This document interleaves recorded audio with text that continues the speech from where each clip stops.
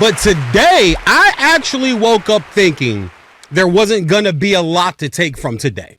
Because it's the first week. College football and high school football, which I'm finding out very quickly week to week coaching for the Birmingham Patriots out here, is that you don't really know what you're going to get opening game. You don't.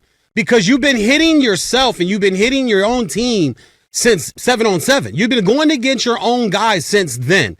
So it's really hard to gauge what you're going to get. So I try not to judge it too much, but I tell you, things that jumped off to me, and I heard Monty and Steve talking about it before air, but this is something that I mentioned 2 years ago. The Clemson Tigers and Dabo Swinney need to buy Deshaun Watson a gold Bugatti jet. Okay, because he literally is the reason why Trevor Lawrence decided to go there, and that was the reason why DJ Uiagalelei decided to go there. But since Trevor Lawrence and since Deshaun Watson, he can't seem to get the offense right. 3 points today with the returning quarterback and with other returning skilled players. And Clemson is not this historic college football program. I think they got a national championship in the early 80s, if I can't remember. But until he got there, he was able to resurrect the career, the program, and bring about the prominence. But it had a lot to do with your quarterback. And I always say this about football. I don't care what level it is. If you do not have a quarterback, you have zero shot at being really good or competing against the upper echelon teams. And you saw it today. Georgia started slow, which was surprising. Why? Because Stetson Bennett's back. You were the starter all last year. Carson Beck. Excuse me, Carson Beck. Carson Beck. Whoa, Stetson Bennett. He's with the Rams. Yeah, he's with the Rams. My bad. No, Carson Beck. But Carson Beck. But you're back. You should plug and play right this season, be better than you were last year, and keep it going. Second half got better, but the first half was kind of like, that jumped off the screen to me today. The Miami Hurricanes. Wow. Cam Ward. Say it with your chest, kid. Tell him why you really mad, son. Because there were teams that, were kind of in on him and then were out on him as far as the NIL and the transfer portal goes. And the you and Marty Cristobal was like, no, young buckaroo. Come on down here to Coral Gables. We got something for you. And to go into the swamp and trounce Florida like that, that's the game I watched a lot of. Just play after play over physicality, but pretty much punking them, Martin, bullying them, pushing them around. And then the receivers were just running free. And when they needed to block, they were taking defensive backs and putting them on their ass so their running backs can go do their thing. So those were two of the things that popped off to me. Tennessee, big win. Texas, big win. Expected against their type of opponents. But Clemson, Georgia, and Miami from the early games are the teams that jumped off the screen to me. I agree with you on Clemson. Georgia to me was a little bit more of the same, right? That was how they started. That's how they won every game but one last year. Yeah, SEC championship game. But remember, I was complaining about it all year. It's like, why do they just get the number one spot in emeritus? Yeah, right, true. where they're scoring 6 points and a half, 7 points and a half. It's the Kentucky game last year was on air when we were watching that game on air, watching the Kentucky game. Like, what's happening? And I was trying to catch the knife as a bettor, which if you bet, you'll feel the feeling of when is this great team going to lose? And I ended up losing a lot of money trying to do so.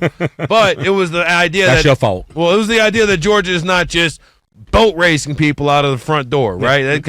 So that didn't necessarily surprise me. Clemson getting completely annihilated also didn't surprise me. College football is different now, Dabo Swinney. The transfer portal exists. Yep. You can pretend it doesn't, but that's not going to do you very much good. Yep. At all. And you know what else I'm questioning with him? And I hate to do this, but I'm just looking at it just from an analyst, a coach, a fan, just everything that I am when it comes to football. Can this guy really coach? Like, are you really that good of a coach? You got your great sayings. I know you're a man of faith. I'm a man of Christian faith, so I'm not knocking. I love the part about you. I'm pretty sure you're a really nice guy. I'm pretty sure you really love your kids. But none of that matters when you're on the sideline or you're in the film room or you're in the practice field and you have to coach. He's got a good little soundbite. What was I told the boys, it's BYOG. Bring your own guts, baby. And he's got all that fun, quirky stuff he says, and I get it. But at the end of the day, you can't just hand the ball to Deshaun and say, go get it for me. You can't hand the ball to Trevor and just say, go get it for me. You tried to hand the ball to DJ and say, go get it for me, and you ended up benching him, and he transferred, and is now on his second team since he transferred from you. And now you have this quarterback who can't move the ball, can't make throws, can't read the field. It's starting to look like, can you really coach at this level? Yeah, you can coach D1 college. I give you that, sir, because you have the position. But can you coach at the upper echelon that no matter who comes in, no matter who is the quarterback for Nick Saban? What was Nick Saban doing, Martin? If you can remind me for a second. He was winning a lot of championships, right? Yeah, winning. Pretty much kicking everybody's ass. Like, Bobby Bowden didn't always have great quarterbacks. But what was Bobby Bowden doing? 10 straight years Florida State was finishing in the top 10, finishing in the top 5 for a decade straight with guys like Thad Busby and Chris Winkie. I was about to say, I think to drill it down, you should not have to have a lottery pick quarterback to be successful in college football. No, like a top 5, you shouldn't have to have that. Nick Saban won games with guys like Blake Sims. Yeah. John David Booty.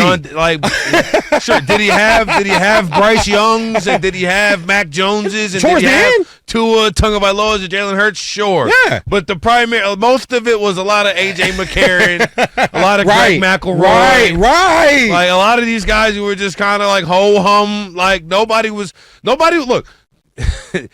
We argued a lot about should Bryce Young be the number 1 overall pick, and as he was coming out for the draft. You know what we wouldn't have argued? If Greg McElroy should have been. Absolutely. Or if A.J. McCarron should have been. Or if Blake Sims should have been. Yeah. Are they even going to go in the top 3 rounds? Right. That would have been my question. Like, is Greg McElroy even going to be a top 3 or 4 round pick? Is he going to be undrafted? That's called coaching. I may not be a Saban guy, but I tell you one damn thing the man can do. The man can coach the pigskin. He's from the Bill Belichick tree, which is from the Bill Parcells tree. You feel me? Like, he was on those staffs in Cleveland with the New York Giants when they were winning Super Bowls and winning divisions before most of you guys listening before you guys were even born. So that's called coaching. What I'm watching Dabo do, it's almost like, and he has this look of, what do I do? Like, this look of, okay, where do we go now? You should have that prepared when you're coaching on that level. And it just feels like you got so blessed by having Deshaun, because Deshaun made Trevor. Think about it. Deshaun didn't go there, right, Martin? And they're an 8-4 team or 7-5 team. Do you think Trevor Lawrence is going there? No. He's trying to go to a contender. He's trying to go to who just played in the national championship game back-to-back years. Won one against Alabama, lost one against Alabama. That's where the number 1 recruit coming out of high school is going to go. If you were 8-4, 7-5, there's no way in the world you even had a shot at getting to Trevor Lawrence. And now we're starting to see it fall the other way, man. And I just think I'm off Dabo. I was right. 2 years ago I said it. I'm gonna leave Dabo. I'm gonna leave DJ alone, and I'm leaving Dabo alone. I was proving that today. I think I also found interesting, to me, as much difference as Ohio State. I mean, Nick Saban talked about it earlier today on TV, the $20 million roster. $20 million. I thought it was 21, but he took $1 million off. Chip Kelly, not transferring, going to Ohio State to be the offensive coordinator. Ryan Day relinquishing play calling. Will Howard stepping into the fold. From Kansas State, yep. To me, the first half of this game looked like the exact 12 Ohio State games I watched before. Yep. Yep, and the score, of course, they ballooned the score. But listen, I'll be real. They ballooned the score after some defensive, forcing turnovers, Absolutely. fumble, pick six, that type of stuff. They have talent. I'm not going front like they do. They are loaded. That's why. And see, this is the type of team I want to see. Okay, can you be coached now? Ryan Day, sir, you are on the clock. In my opinion, you've been on the clock for 2 years. I don't know why your clock hasn't, why your carriage hasn't turned into a pumpkin yet, and your night's over, and you done lost a cleat somewhere. Well, part of the reason why is because the only team he loses to is Michigan. It's Michigan. Michigan keeps whooping that ass. So, but there's no excuse this year. But I was just telling Crandall, our great editor here, turned producer, soon here at Fox Sports Radio. I just told him I will watch Will Howard very closely all year long. Just like I said about your quarterback last year. It's gonna come down to him. He's the guy that's either going to win the season for you guys or that's going to lose the season for you guys. Mark my words. You hearing it right here, right now on the 31st of October. I'm telling you guys now, they got talent. I can't deny their talent, man. They got 3 running backs. They got 5 running. They have the number 1 recruit receiver. And I'm going to tell you this. I'll throw it out there. I heard the commentator said it, but I thought about this when I first saw this guy. You look at that kid's size. He reminds me of what Julio looked like when Julio was a freshman and walked on to Bama. He's got, that's a big kid at the receiver position, and he knows how to use his size. He ain't faster than everybody. He probably don't run the best routes, but he plays with leverage. I'm watching this kid. I'm saying, I like this young man right here at the receiver position. He plays leverage. He uses his size, and he's going to be hellacious to try to stop this year. But I'm not going to bang on them like I normally would. They got the dub. You play Akron at home. You open up with Akron at home. Only thing I've ever known to come out of there was LeBron James and Jason Taylor. So if that's all you got. Steph Curry. It's born in the same hospital as who was? Steph Curry. Oh, I didn't know that. I know his dad was from Southern Virginia because he went to Virginia Tech, and then they grew up in the North Carolina area. That's what he calls home. I did not know he was born in the same hospital. That's an interesting fact. But speaking they got talent, did they thing? But I'm watching Will Howard closely, Martin. Speaking of kids and dads, the last thing that jumped off of my screen was Raiola, the kid from Nebraska, the quarterback. Yeah. I am about this close to putting the stamp on him and saying he's the goods. Okay. I'm almost there. I want to see it again. I want to see it again. It looked good though. It looked good today, but I want to see it again. I liked how they seemed to have the entire. I'll put it like this: there was no kid gloves in effect for Raiola. You would have thought he had been a 2 or 3 year starter the way that Matt Rule's out there calling plays, and I think the rest of the nation is going to be witness to him against Colorado. Tough game. Oh, yeah. Up. Oh. They play Colorado next week. Dog, exactly. Next week, Martin, is loaded. Texas in Ann Arbor at the Big House.